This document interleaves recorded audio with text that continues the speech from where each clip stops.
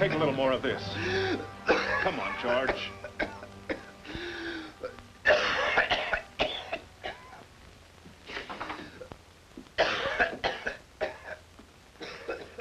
May I use the phone? Go right ahead. How is George? Worse. I'm calling the doctor again. I'm afraid. How'd you call the doctor before? Hello? Dr. Stevens, quickly, please. This is Mr. Stark, 239 Adams, Hogan's apartment. What? Well, how soon can he get here? Oh, thank you. Is he coming? Dr. Stevens is on a maternity case, but his wife's already called another doctor. He should be here. Oh, if George had only told us what's been ailing him. We know it's his heart. Oh, once that taker goes. A fine time for Dr. Stevens to go on a maternity case. I think I'll go and straighten out his bed. Nothing we can do. It's your deal, Craig.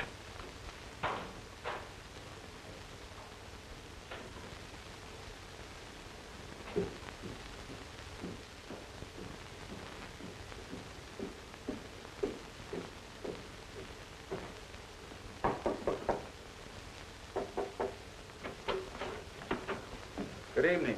I'm Dr. Miles. I was sent by Dr. Stevens. Oh, hurry, Doctor. It's a good thing you're here. The poor thing's been suffering something terrible. This is Dr. Miles. How do you do? Dr. Miles? How do you feel? Where's the pain? He can't speak, sir. He's a mute. Oh, I'm sorry. I didn't know. Please wait outside. Father, forgive me. Forgive me. He spoke. He spoke. His pulse is very low. He spoke to Mom. Did I? Why, it's a miracle. I can't believe it. He did speak. He said, Father. He's been rooming with us for over 10 years, and he always wrote his answers on that little blackboard. And now he talked. Mr. Stark, did you hear? Yes, he spoke, but it was no miracle. It wasn't, I heard him, didn't you, Mom? Clear as day. Father, forgive me, he said. Father, forgive me. George was not a mute. He just didn't speak.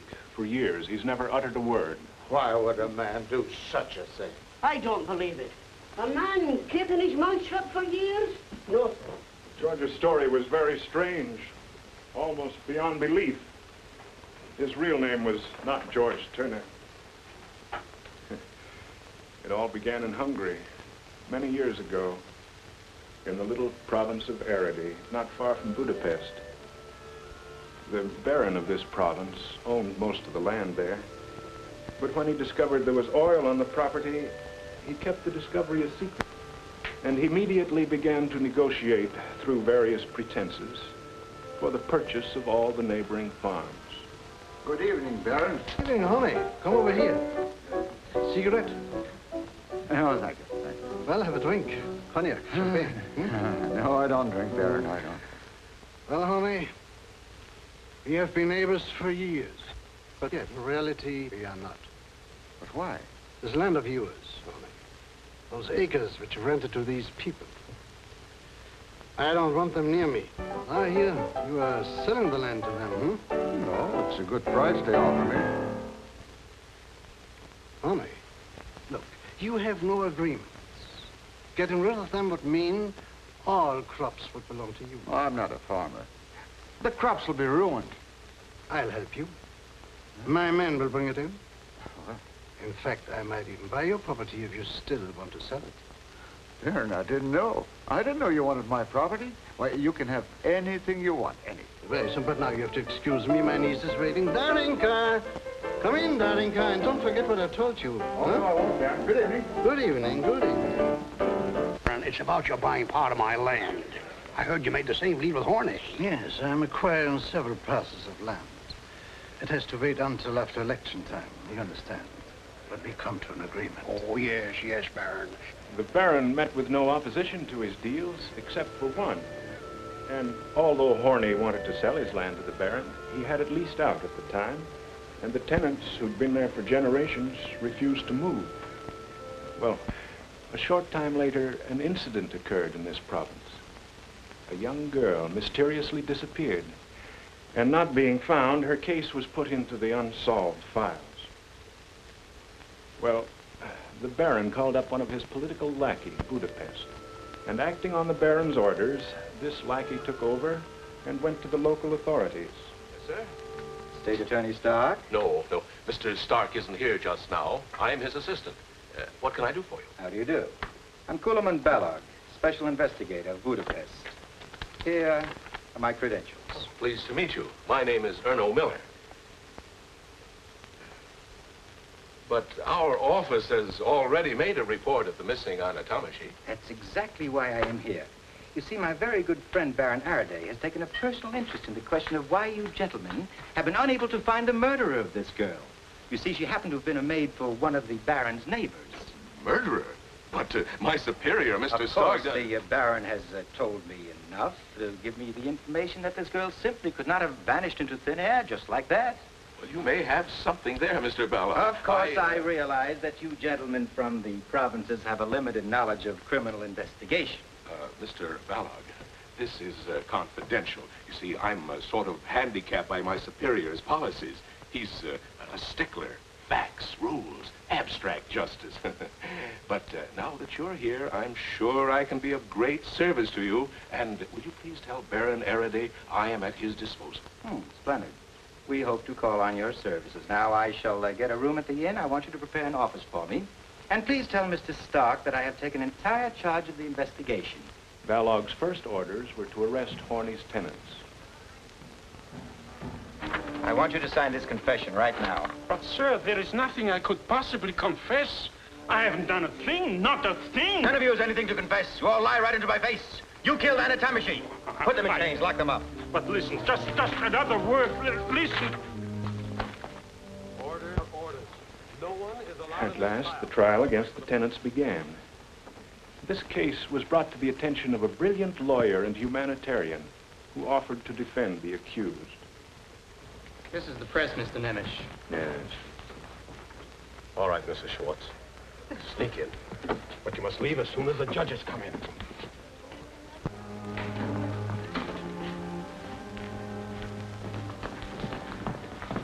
Mr. Fisher. Mrs. Schwartz, don't worry. Be all right.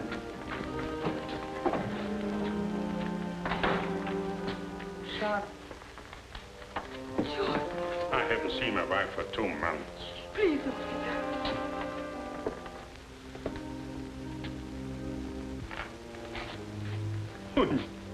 Papa.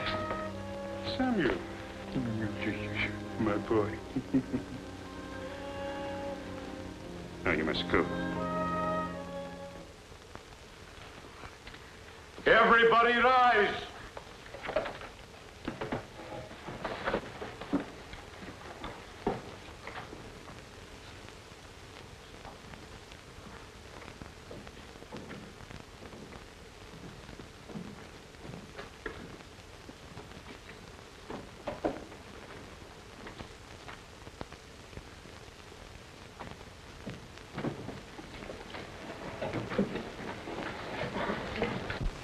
State Attorney, will you read the indictment?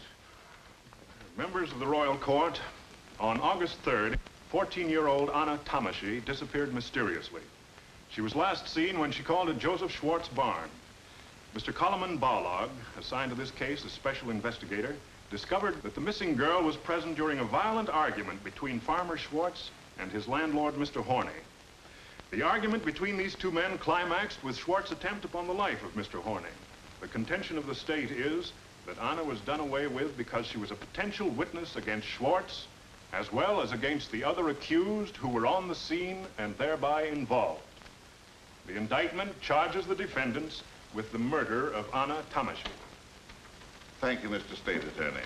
Your Honor, gentlemen, I move for an immediate dismissal. There's no sound basis for this case.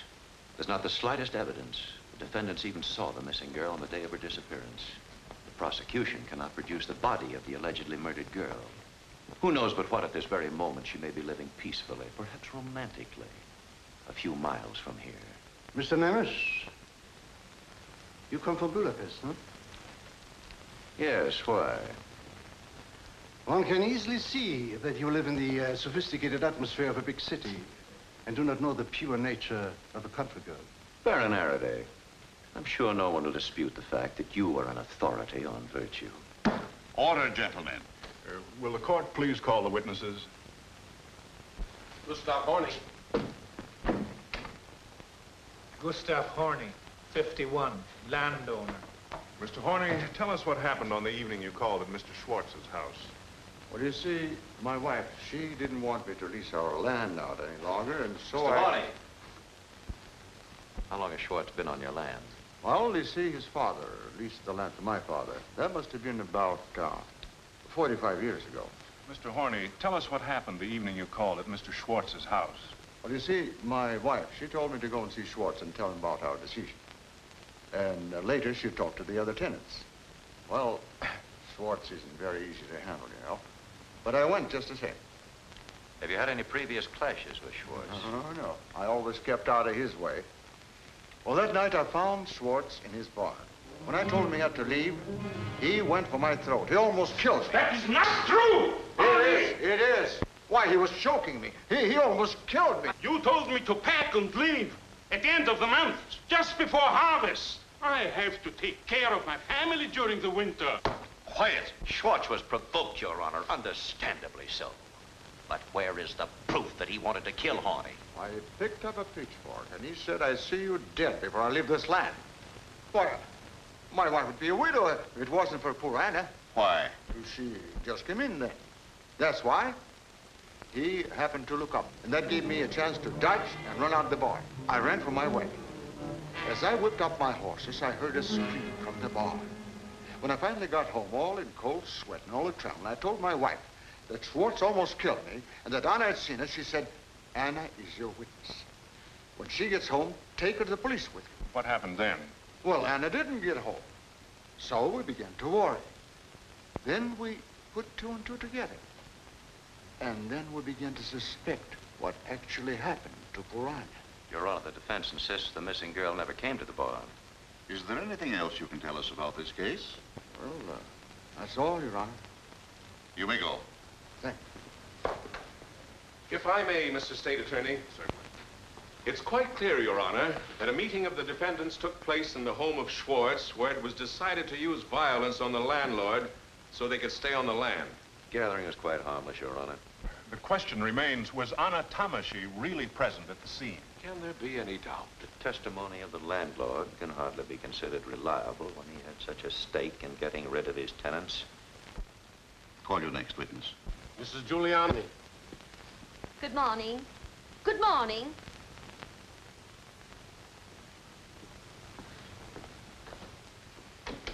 Good morning, Your Honors.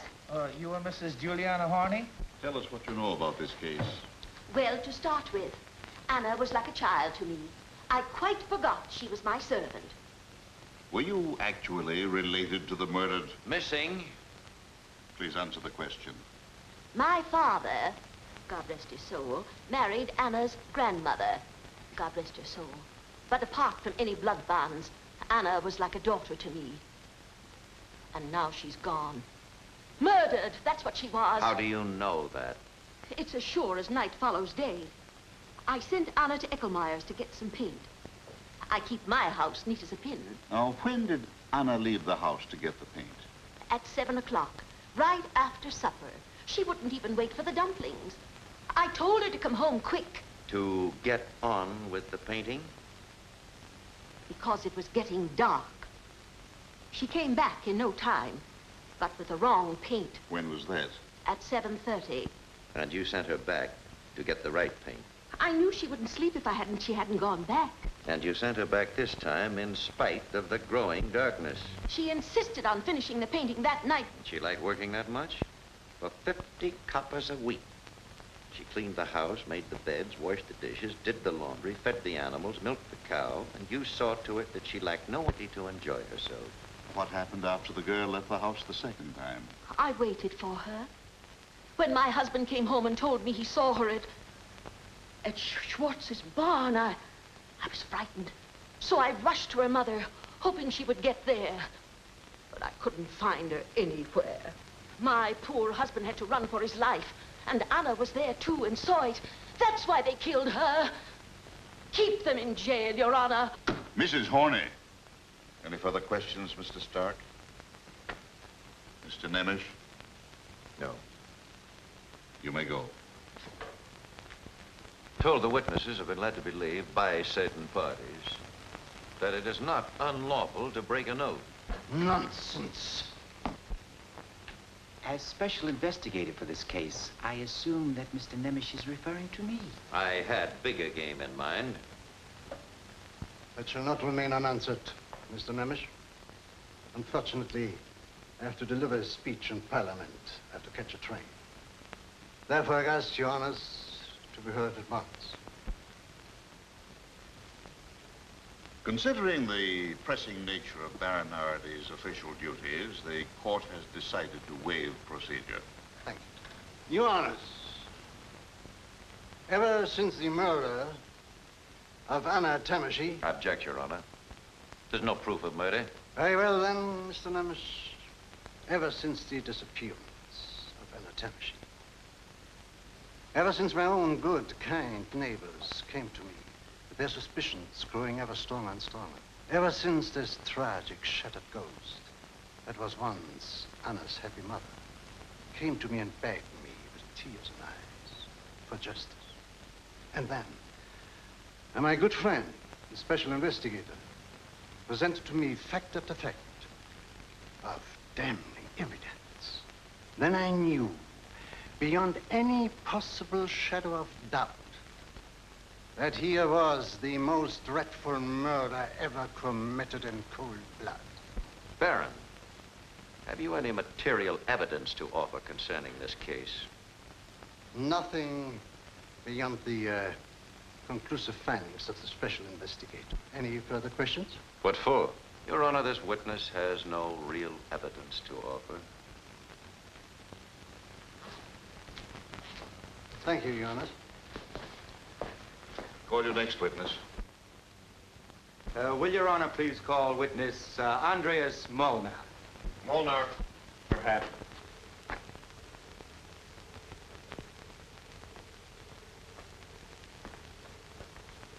Andreas Molnar, age 52, labor on Baron Arady's estate. May I, Your Honor? Proceed, Mr. Investigator. Molnar, you had an unusual experience the night that Anna disappeared. Yes. Yes. Tell us in detail what you saw. I saw Anna dead with a big cut in her throat, right across here. Tell me, what exactly did you see? Those 5 men were digging. Digging? Where was this? In the backyard of Schwartz's house. I knew what they were digging from what I heard at the inn. What did you hear at the inn? What everybody else did. Mr. Horney come in and said, I bet my last copper those 5 men killed Anna in Schwartz's barn because she was a witness for me. And that makes you sure they were digging a grave for Anna? Yes. Didn't the prosecution investigate Molnar's story and dig up the body? Naturally, we investigated Molnar's story and we found evidence of freshly dug earth behind the barn. But the defendants must have gotten wind that we were on their trail, so they dug up the body and buried it elsewhere. You admit you let these defendants get the best of you? Why, Mr. Bellow? Any further questions? No, Your Honor. Witness dismissed. Your Honor, request that the missing girl's mother be called, Mrs. Maria Tamashie. Maria Tamashie.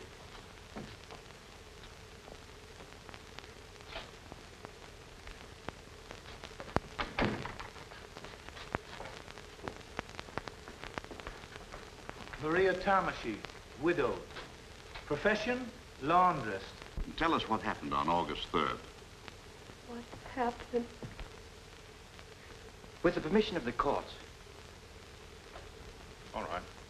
Mr. Investigator, you may question the witness. Thank you, Your Honor. Did your daughter Anna come to see you on August 3rd? Yes. Mrs. Tamashie, did you ask your daughter Anna to go to the Schwartzes? Gentlemen, I object to the way these leading questions are put to the witness. In view of the state of mind and emotions of the mother, I am forced to get her testimony by this simple method. You may continue. You asked your daughter Anna to stop off at the Schwartzes and tell them that you were to be unable to come and help Mrs. Schwartz the next day. Yes. And your daughter was 14 when she disappeared? Yes, 14. How old was she when you first sent her out to work? 11.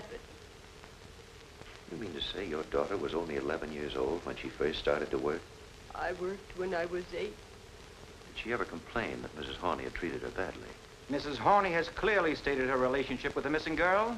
You've heard Mrs. Horney state that she considered the missing girl as her daughter. When did you first learn that your daughter had disappeared? I don't know. Mrs. Tamashine, what did you tell me you knew happened to your daughter? Anna was killed. How do you happen to know that? I saw it. You mean to say you were present when your daughter was killed? She had her head cut off.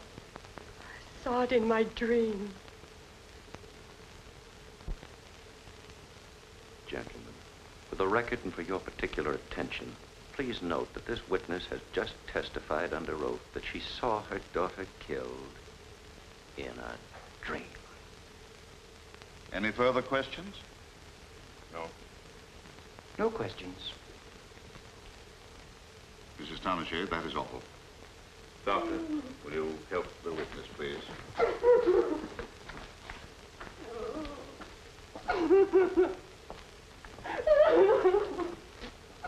Call your next witness. Clara Thomasy.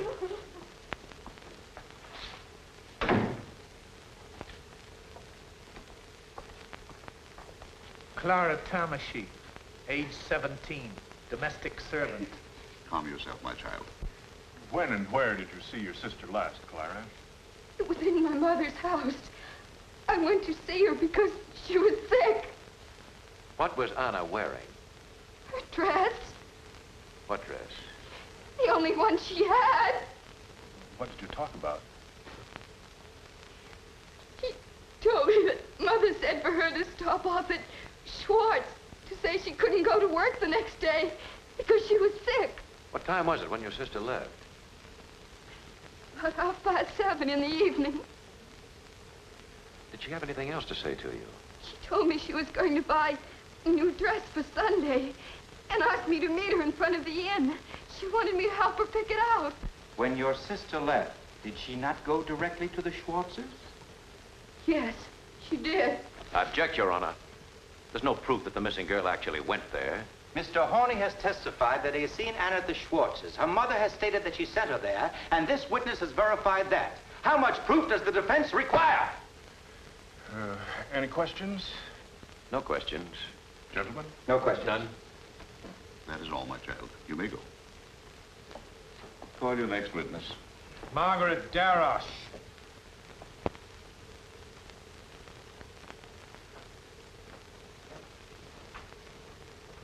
Margaret Darosh, age 17. You are the daughter of Dr. Darosh?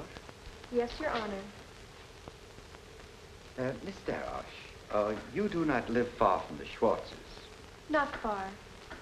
Tell us what you particularly noticed on the evening of August 3rd. I was about to close the shutters of my room when I heard a distant scream And where did that scream come from? from the direction of Schwartz's barn. What else did you notice? The scream was followed by a choke crying. Miss Darosh, couldn't it have been an animal? No, it was a girl. Do you have that, gentlemen? I want the records to show that Miss Margaret Darosh on the evening of August 3rd heard a girl crying, screaming, choking, and that these sounds came from the direction of the Schwartz farm. Just how far is Schwartz's barn from your home? About a 5-minute walk. It's too vague, Miss Darosh. Would you say it was half a mile? Not quite. You mean you could distinguish clearly the cry of a girl from that far away? I found out later I was correct. How so? Someone else heard it, too, and told me. Who told you? Mr. Investigator, it would be advisable for you to produce the witness for the prosecution. Mr. Balog, can you produce this witness? I think I can produce the witness to confirm Miss Darosh's statement with the court's permission.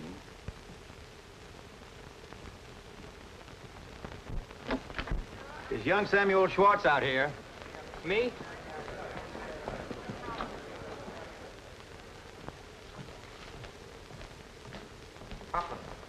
Samuel, take off your hat. What is he doing here? You are the son of Joseph Schwartz. Yes. How old are you, Samuel? I was 14 on the 24th of June. Samuel, did you not tell Daroche that you heard a girl scream on August 3rd? No. No, I didn't. Is that your answer? Remember, you want the truth. I object, Your Honor. This boy has been questioned time and time again. His various testimonies are in the record. Very well, then. Miss Daroche, according to this young man's testimony, it is you who have lied. You're under oath and can be punished. Miss Margaret never lies. All I told her was that I saw Anna in the barn. Samuel, they're using this girl to trap you. Don't lie. My son is not lying. It's true.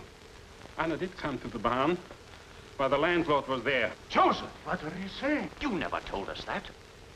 Why did you conceal that from your attorneys? Schwartz, did you commit this crime? I haven't committed any crime. As for the others, they didn't even see the girl. Here it is. This man has as good as confessed, but he is trying to cover up for the others. Schwartz, tell me here and now, why did you conceal the fact that Anna did come to the barn? I took one look at my sick wife, and I was afraid to see. Samuel, we now know that Anna was in the barn. Now, why not admit that you actually heard the girl scream, as Miss Daroche said? But I didn't hear it. If you did, I don't ever want to see you again. Well, Mr. Balog, you can't sway this boy to lie in spite of the pressure that's been brought to bear on him. His adolescence, and all your charms, Miss Daroche. Gentlemen.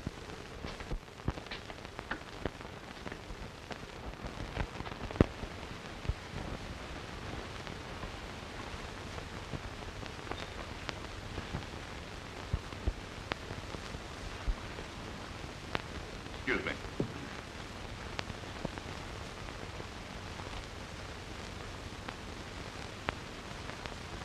Gentlemen, this police sergeant reports the finding of a female corpse in the river, which may well have some connection with this case. What makes you think that this corpse has any connection with Anna Tamashi? It's the dress, sir. It answers the description we have in our police records. Besides, we have no report of any other girl missing hereabouts. Where is the body? Outside. We brought it in a cart. Your Honor, the mother of the missing girl is in the witness room. I request the court's permission to have her look at the body immediately for identification. Granted. Constable, would you conduct Miss Tamashi to the cart? And Mr. Miller, would you please go along? Yes. I'd like to have my associate, Advocate Fisher, view the body with them. Granted.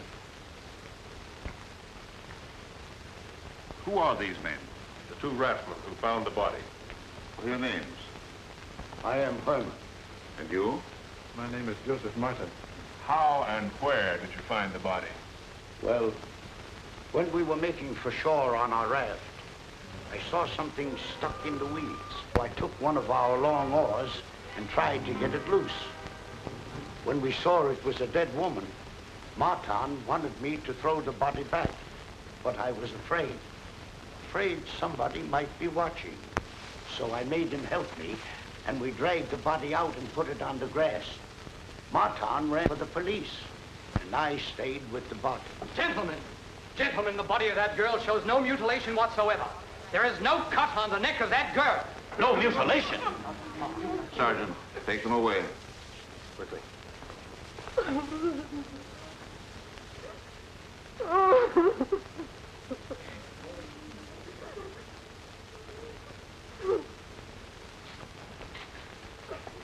Mrs. Tamashi, was that your daughter? Yes. My poor Anna, my child. It's her dress. It's her dress. Your Honor, the mother has positively identified the body as that of her missing daughter, Anna. It's been put on record that the murdered girl was killed with a cut across the throat. Precisely. Therefore, gentlemen, this cannot possibly be the corpse of the girl we are looking for. Isn't it possible, Mr. Balog, that your witness, Molnar, has lied? Your Honor, this mother's positive identification speaks for itself. Your Honor, Mrs. Tamashi is obviously demented. My superior, Mr. Sark, has formed his own conclusion. But the state could not accept her identification as positive. She's not of sound mind. This whole procedure must be stricken from the record. The body has been identified by a mother, and the dress... It's generally known that Mrs. Tomashy has accepted the sight and presence of any girl as that of her own daughter.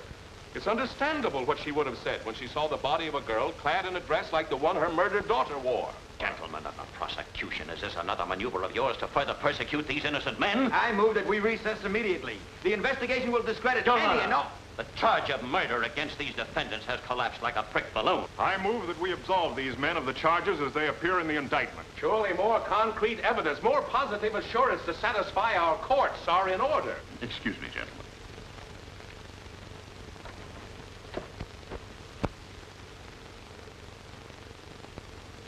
A verdict rendered in haste would be rash and ill-considered.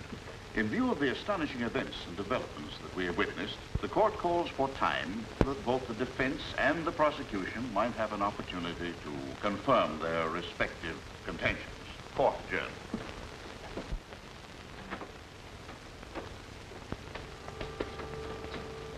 My sympathies and convictions with Nemish and the defense. Your members of the Royal Court, as this trial resumes, I find it necessary to tender my resignation with profound regret and with the most vigorous protest against what has become a travesty of justice. But one thing, I will use all of my influence to prevent any further use of your service in public office. Baron Araday, I knew that you would say just that. I realize that my resignation will be held by him and his party. However, let me hasten to add, were it not for the legal impossibilities which bar me, I would be seated at that table with the defense. Mr. Stark, this is very irregular. Your resignation will have to be reported to the Ministry of Justice. I submit that you do so without delay. Mr. Miller, will you assume the duties of the prosecution? Yes, thank you, Your Honor. Mr. Stark, you have my deepest respect. God be with you. Good luck, Mr. Nemish.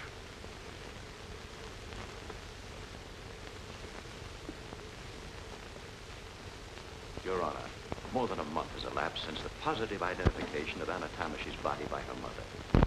Our laws prescribe a quick execution of the guilty, not a slow killing of the innocent. Innocent? The defense is asking for the acquittal of these killers. I owe material. Your Honors, here is the evidence of an incredible conspiracy to thwart justice. The investigator has any new evidence, I demand that it be produced here in the flesh, not by means of these documents. I was trying to save Your Honors time. However, we anticipated that counsel for the defense would prove obstinate. So we have our witnesses right here. May I suggest that we first call Dr. Darroch of Tanavar, general practitioner? If any new witnesses are to be called, I demand that we pick up where we left off. The defense would like to have Mrs. Maria Tamashy repeat her last statement. I would like you to decide for yourself, Mr. Nemish, if you wish to have her called. In fact, that's why we're calling on Dr. Darroch. Call Dr. Darroch. Good afternoon, Your Honors. Dr. Darroch, you are the only resident physician of Tanavar, and I assume your practice embraces the entire community? It does. Tell us what happened to Mrs. Tamashy. She is suffering from delusions and is thoroughly incompetent. She is now confined to a mental institution, which I recommend. Just when did you find her to be mentally ill? Since the very day her daughter Obvious, Your Honor, only too obvious. But this woman was declared to be insane the moment she made the most damaging statement to the prosecution, when she identified the body as that of her missing daughter. No one could identify that body. It had been decomposed. It must have been in the water at least 6 or 7 months. Not only did the mother identify her daughter, but the dress of Anna as well. Oh, yes, the dress. I am prepared for that, too. But now, can anyone doubt the integrity of our esteemed physician? Just how does the doctor justify his opinion? I wish to add that Anna was only 14 years old, while the body was unquestionably that of a girl 18 years old. There are certain anatomical facts that do not melt away in water, Mr. Lynch. With all due respect for Dr. Darroch as a general practitioner, I question whether he's qualified to voice such a definite opinion. May I call County Physician Dr. Georges Samash for corroboration? Dr. Samash. Good afternoon, Your Honor. Dr. Darroch. Dr. Samash, your colleague has stated that the corpse which was found in the Tarnavar River was not that of Anna Tamashy. Do you share his opinion? I do. Doctor, Did you know the missing Anna Tamashi? Not personally. You never saw her, and yet you say this body cannot be hers. I know my medicine as well as you know your law. There is no question that the dead girl had ever done any hard physical work. Furthermore, I should judge the corpse to be that of a woman in her 20s, fully matured. Your colleague has just told us the body was that of an 18-year-old girl. If my colleague estimates 20 years, I naturally bow to his superior knowledge. When a corpse has been in the water for 3 or 4 months, it's really quite difficult to establish the exact age. The anatomical... You gentlemen don't agree here either. I want to emphasize that Dr. Samosh has stated that the body was that of a person belonging to the better classes, and that, in his opinion, the body was also that of a mature woman. Pick the best from each witness and discard the contradictions. A very convenient method. Differences? How can a mother's sure knowledge be dismissed by any professional assumption? Any further questions? No, no questions. Thank you, gentlemen. Now I see what has taken place during this adjournment.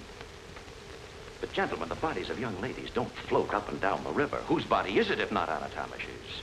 Does it not occur to you, Mr. Nemes, that the body might have been stolen by an accomplice from the morgue in Budapest or from the cemetery? Baron Araday. Your personal interest in this case needs to be exposed. Gentlemen. You'll hear the rest of it, Baron. I don't put up with slender. Whatever these people have accumulated, whatever seeds they've sown by their sweat and labor will be picked up for a song. What loot? Hireling for these murderers. For the record, my colleague, Mr. Carl Nemes, has volunteered his services in this case without any compensation whatsoever. Order, gentlemen. This is not getting us anywhere. I restrain you from any further disturbance of this sort. Mr. Miller, will you continue? I propose, Your Honor, that the state be allowed to call the rest of the witnesses. Granted. Constable, call Rassman, Herman, and Martin.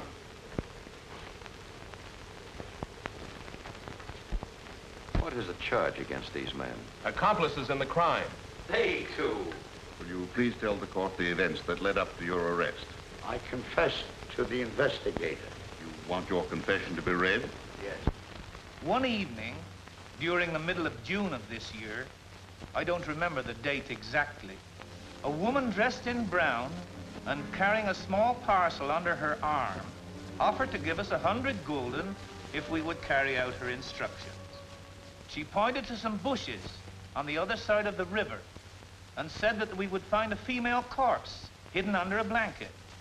In the parcel were some torn clothes, which we were to put on the girl.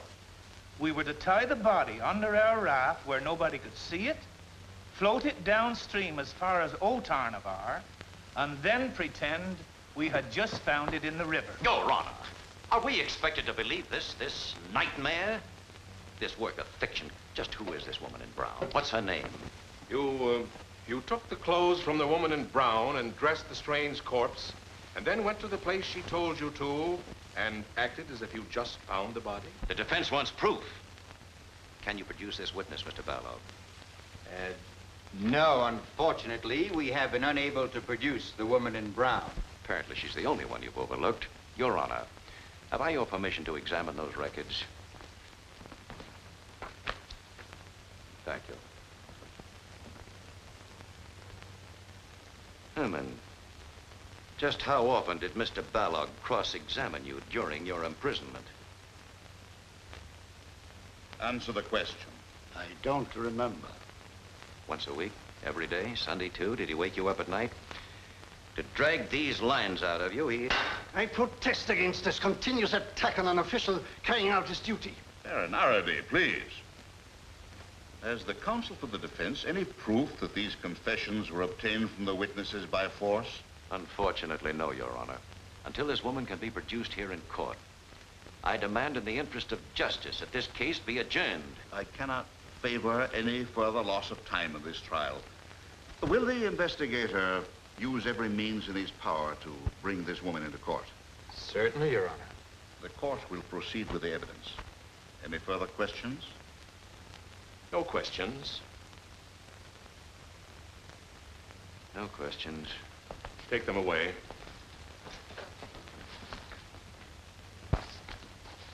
I would like to enter a strong complaint for the record. We of the defense have been unable to contact either the defendants or the witnesses during this recess. We haven't even been able to reach young Samuel Schwartz, who's been placed in the care of the state.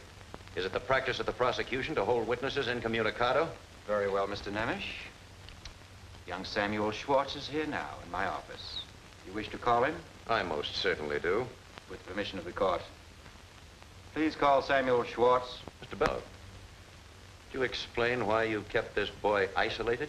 We had good reason to keep him in the care of the state. You see, one never knows what might happen to this boy. He could have been intimidated.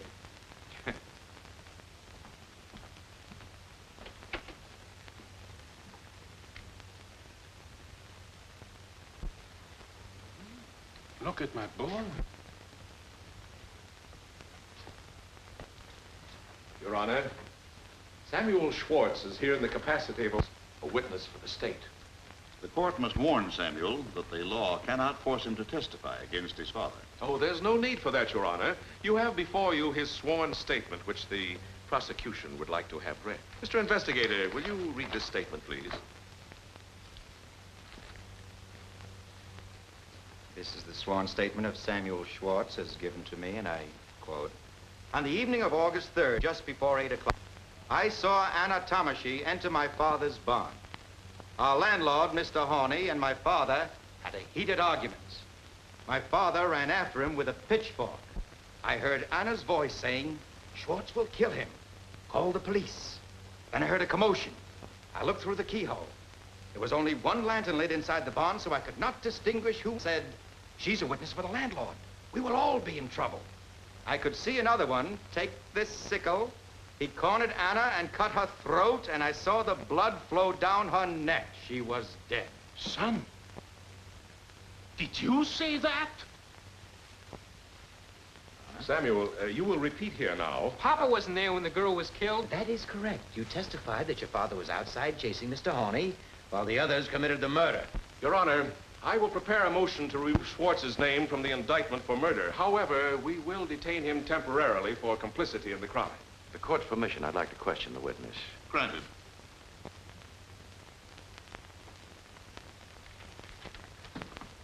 Samuel, we've just heard your sworn statement. First, let me say you look quite different now. You're not the same boy who was here before. You've changed. Tell me, Samuel, just what has been done to you? How did this all come about? I object. You object to my questioning the witness? Now, Samuel, isn't it true that you were a guest at the Baron's castle? You and Miss Darash were escorted there by Mr. Ballog? Nothing wrong with being nice to a poor boy. And as you left there, it was in these fine new clothes you're wearing now? I didn't get them there. The tailor came to me. And the barber, too. And weren't you taken for a jaunt to Budapest in the Baron's carriage? Didn't a young lady accompany you, Miss Margaret Darash? The defense seems to have a great deal of information, although it claims to have been denied access to this young man. This is one time the defense has taken the liberty of putting two and two together. And as for this record, there it is, gentlemen, just a blank piece of paper. You thought it was clever by such a compromise. To say the father was out chasing the landlord at the actual time the killing took place. That, gentleman, is a dead giveaway, a bad piece of construction. Your assumptions are insulting and unfounded, Mr. Nemish. They are another attack on the state's integrity. Your Honor, I request the court's permission for this father to speak to his own son.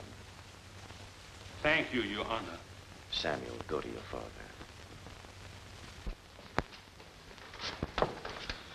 The others couldn't have killed Anna. The only one who saw the girl was I, so if you say a murder was committed in our barn, you are only accusing your father. But, Papa, you didn't kill her. Of course I didn't. And neither did they. Look at your father. Say, I haven't told the truth.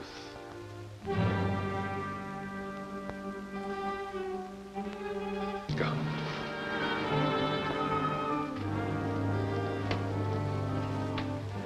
He couldn't have changed that way by himself. You have done this to him. You have made him a rotten traitor, a dreadful sinner.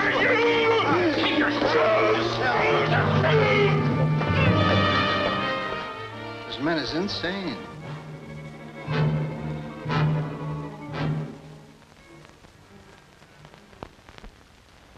Oh, Constable, will you take this boy back to my office, please?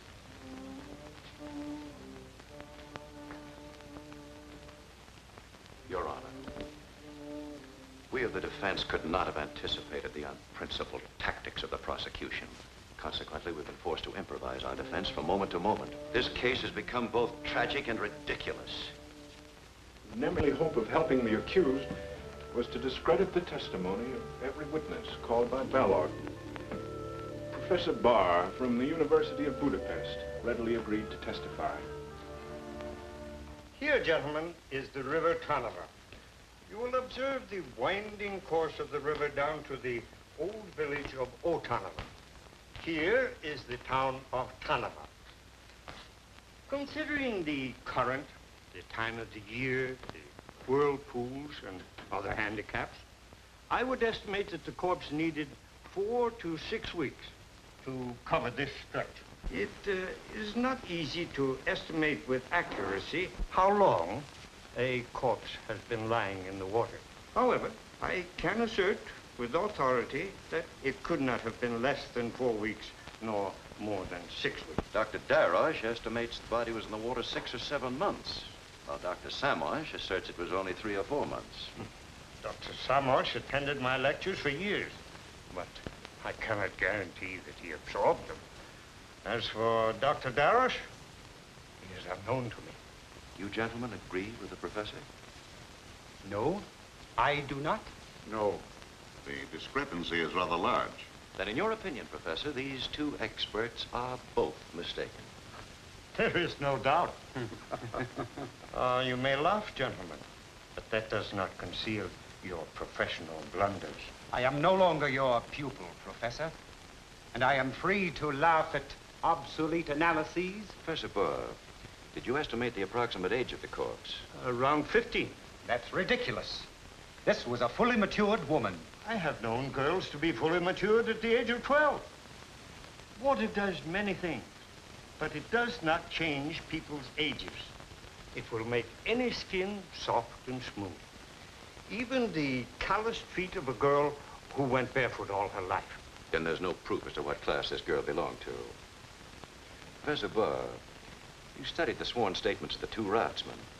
What is your opinion of their testimony? It is improbable that they could have transported the body, as they say, without attracting the attention of other raftsmen. A body in such a state of decomposition would have slowly spread a very strong odor. Professor Barr, you are employed at the University of Budapest? I am. Lately, your appearances in court have been largely in behalf of an insurance company, the Hungarian... Insurance companies frequently need expert medical analyses. I wish to point out to the court that the president of the Hungarian Alliance has been very much interested in this case. Is it not too obvious that... That has nothing to do with my opinion as an expert. Oh, no, of course not, Professor. Nothing whatsoever. Your Honor, this is shameful. One of our country's foremost scientists subjected to this slander. Do not disturb yourself, Mr. Nemish. These gentlemen are not in a position to change my views or to affect my personal integrity. Have the medical experts any further statements they would care to make? None. None. In view of the circumstances, none. Thank you, Professor Burr. And I'm very sorry. Your Honors, these contradictions mean nothing. According to 2 eyewitnesses, Samuel Schwartz and Molnar, Anna Tomashi was killed with a sickle. Her throat was cut. Mr. Prosecutor, it's exactly what we intend to disprove. Therefore, I demand the state produce this woman in brown. Unfortunately, we have been unable to find the woman in brown. Either this witness is in hiding or has mysteriously vanished. Even if the mysterious woman were produced, she would only serve to reinforce the case for us, the prosecution. So why delay any longer? Your Honor, since the state has failed to produce this witness, I promise to bring her here.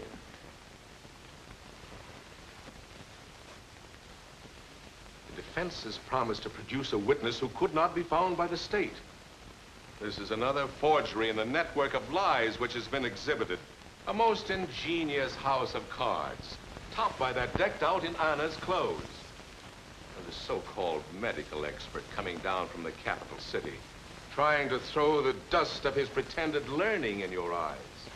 While on the other hand, The state has offered many witnesses to testify in an unpretentious way, as simple, well-meaning people do. Mr. Prosecutor, I must interrupt, and I request the court's attention.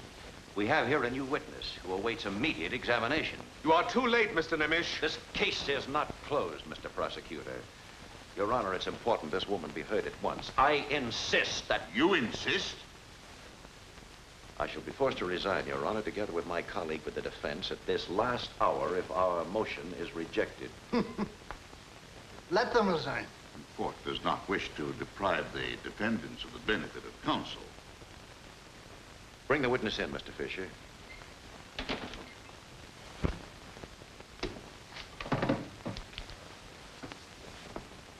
Your name?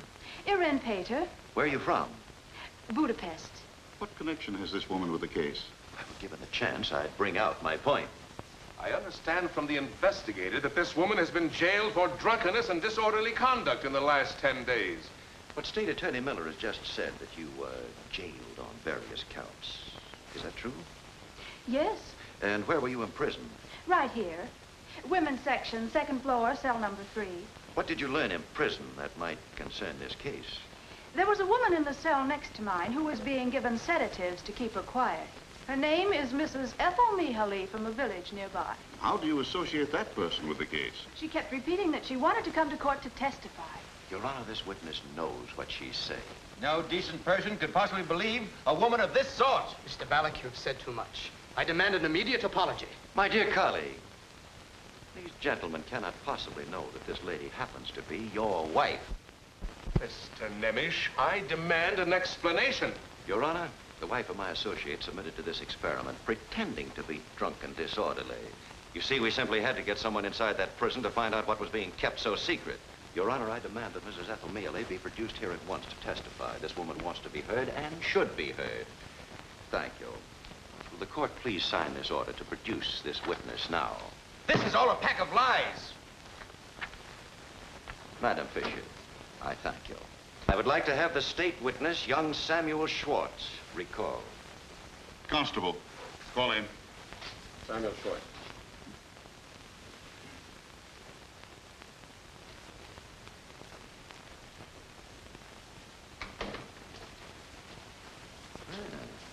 Samuel, on December 5th, you described in detail the actual murder of Anna Tamashi. I want to ask you just one question, and I don't want anyone to answer it for you. Just how did you see the actual killing of Anna? I saw it through the keyhole. Thank you, Samuel. That will be all. You may go now. Your Honor, you've heard the witness repeat that he witnessed the crime through a keyhole in the barn door. Gentlemen, there's only one door in that barn, and there's nothing in that door that faintly resembles a keyhole. That's a lie. Mr. Schwartz, you've stated you built that barn yourself. Was there a keyhole in that door? No. There was no keyhole. Your Honor, we now have proof that young Samuel Schwartz has been lying. Come here, Mrs. Mihaly. Step right up. Gentlemen, please note the brown dress. Mrs. Mihaly, where are you from? Oh, Tanavar. And when were you arrested? On December 8th. What has this to do with the case? Please don't be cross with me, mister. They all shouted at me. But it was Dr. Barroza who first told me the story. What story? They were looking for a woman in this dress from Otanavar. A woman who had given a package to 2 raftsmen. The doctor told me to keep my brown dress on and to report to the investigator. When I came, he told me I had no business coming to him without a summons, and that man arrested me. That's a lie. Mrs. Mihaly, did you know the 2 raftsmen, Herman and Martin? Yes. And did you give them 100 gulden? When did I ever have 100 gulden? Did you give these 2 men a package containing a woman's clothes? A woman's clothes? Oh, no. They give me their clothes to mend for a few coppers every time they go up the river. Then I meet them on the shore on their way back. Exactly what did you give them last time? A jacket and 2 shirts. Then it's not true you gave them a package containing anything belonging to the missing Anna Tamashi. No. Gentlemen, the woman in brown has just testified that she did not give any of Anna's clothes to the two raftsmen. Thank you, Mrs. Mihaly. You are no longer in custody. You are free to go anytime you choose. Constable? I shall forgo the pleasure of discrediting your two raftsmen and bringing to light the methods used by the state to procure all their testimonies. Let me recall the absurd testimony of the grieving mother, who dreamed she saw her daughter slaughtered by these defendants. That dream, gentlemen, we've discovered was inspired by a gypsy woman to read the cards for this poor woman and make her believe the preposterous story which ignited the entire case against these defendants. And when she testified against you, you took this simple, gullible woman, declared her to be incompetent, insane. My mother isn't crazy. She'll die. It will be my fault, too. Why? Why will it be your fault? I could have saved Anna. I saw her a second time that night. I met her in front of the inn. She came running along the street. She was crying and sobbing. Why was she crying? Why? She did not get the money for the new dress from Mrs. Horney because she got the wrong paint, and Mrs. Horney beat her. Do you remember what time it was? Yes. It was the time we planned to meet. 8 o'clock. 8 o'clock. In the testimony of young Samuel Schwartz, he stated he saw Anna Tamashi murdered in his father's barn at exactly 8 o'clock. States she saw her sister alive and well and in the village at precisely that same hour. Nobody killed her. Anna ran for the river, and I saw her jump over the bridge. Why didn't you call for help? I was always jealous of her. She had that appointment for Sunday. What appointment? I can't tell, but she wanted that dress to look more beautiful. You must tell us, my dear. You must. I can't. I can't. Did someone warn you not to tell us? Who warned you not to tell us? It was the investigator. That's not true! Yes, it is.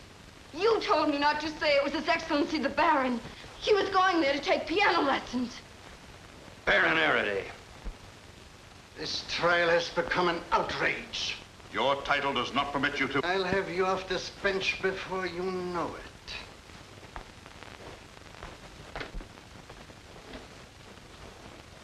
You two gentlemen stay here. Thank you, my dear. You may go. Mr. Nemish, do you wish to sum up for the defense? Yes, thank you. There are people living among us today who seem to belong in the Dark Ages. Men whose ambition to rise in the world is so great they'll shirk at nothing. They'll forge testimonies, torture witnesses to perjury.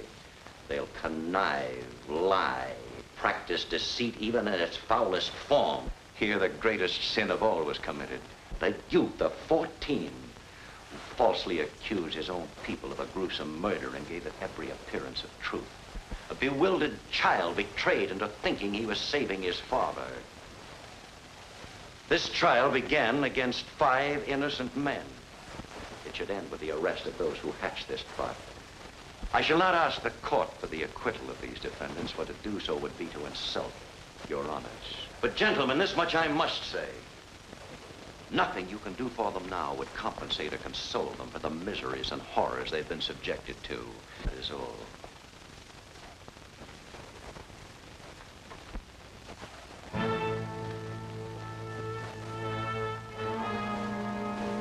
In the name of His Apostolic Majesty, the King of Hungary, this court pronounces the 5 defendants acquitted of all charges. The case against them dismissed. They're free to leave at any time. Court adjourned.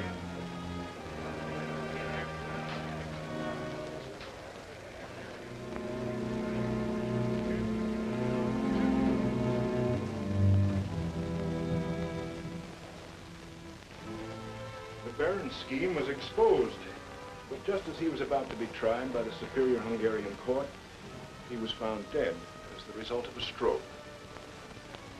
I came to America, and Nemish went on to become the greatest attorney of his day. Strange. Very strange. It is that. But what became of the boy? Was that boy George? Yes, his real name was Samuel Schwartz. He repented for his lie so deeply that he never spoke a word since the last day of that trial. Until this, his dying day.